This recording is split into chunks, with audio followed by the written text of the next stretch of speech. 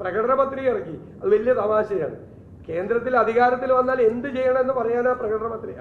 CPM പ്രകടന പത്രിക ഇറക്കിയിരിക്കുക. കേന്ദ്രത്തിൽ അധികാരത്തിൽ വരുമ്പോൾ ചെയ്യുന്ന കാര്യങ്ങൾ ആളുകളെ കബളിപ്പിക്കുകയാണ്.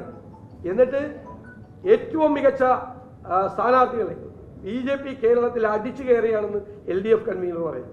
കോഴിക്കോടത്തെ BJP സ്ഥാനാർത്ഥി ഇറക്കിയിരിക്കുന്ന നോട്ടീസിൽ താൻ മിടുമിടുക്കനായ സ്ഥാനാർത്ഥിയാണെന്ന് LDF കൺവീനർ തന്നെ പറഞ്ഞു എന്ന് പറഞ്ഞിട്ടാണ് പ്രചരണം കോഴിക്കോടത്തെ BJP സ്ഥാനാർത്ഥിയുടെ. അപ്പോൾ ഒരാൾ പറയുന്നു ഗുജറാത്ത് തൂത്തുവാരും BJP, കോൺഗ്രസിന് 100 സീറ്റ് കിട്ടില്ല. വേറെ LDF കൺവീനർ വന്ന് പറയുന്നു മിടുമിടുക്കരായ സ്ഥാനാർത്ഥികളാണ് BJPയുടേത് എന്ന് കേരളത്തിൽ പറയുന്നു. ഇവരാരുടെ കൂടെയാണ്? പ്രധാനമന്ത്രി ഡൽഹിയിൽ പ്രസ്താവന ഇറക്കുന്നു, രാഹുൽ ഗാന്ധി ഉത്തരേന്ത്യയിൽ നിന്ന് ഒളിച്ചോടി വയനാട്ടിൽ മത്സരിക്കുന്നു. അദ്ദേഹം മത്സരിക്കുന്നത് വാരണാസിയിലാണ്, ഗുജറാത്തിലല്ല. പിറ്റേ ദിവസം മുഖ്യമന്ത്രി പിണറായി വിജയന്റെ സ്റ്റേറ്റ്മെന്റാണ്, ഉത്തരേന്ത്യയിൽ നിന്നും രാഹുൽ ഗാന്ധി ഒളിച്ചോടി വയനാട്ടിൽ മത്സരിക്കുന്നു. ഇവരുടെ രണ്ടുപേരുടെയും പ്രസ്താവന തയ്യാറാക്കുന്നത് ഒരു സ്ഥലത്താണ്. BJPയെ ഭയന്നാണ് പിണറായി വിജയൻ ഭരിക്കുന്നത്, പേടിച്ചിട്ടാണ് ഭരിക്കുന്നത്, പേടിപ്പിച്ച് നിർത്തിയിരിക്കുകയാണ്. അവർ ഇലക്ഷൻ വന്നു കഴിഞ്ഞപ്പോൾ മാസപ്പടി വിവാദം ഒന്നും കൂടി 2 നോട്ടീസൊക്കെ കൊടുത്ത് ഒന്നും കൂടി സ്ട്രോങ് ആക്കി.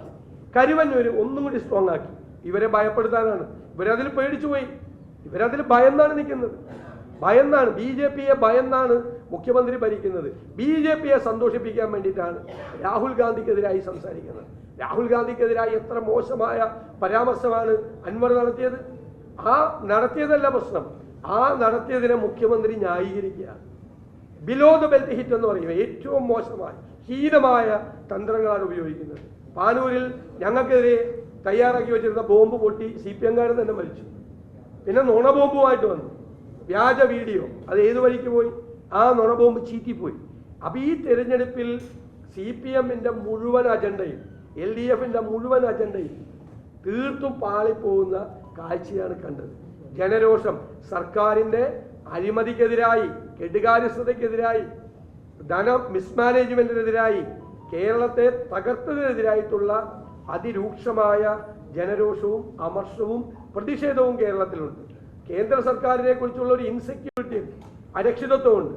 അത് ന്യൂനപക്ഷങ്ങൾക്ക് മാത്രമല്ല, ജനാധിപത്യത്തെ ഇഷ്ടപ്പെടുന്നവർക്കും മതേതരവാദികളുടെ എല്ലാവരുടെയും മനസ്സിലൊരു ഈ അരക്ഷിതത്വമുണ്ട്.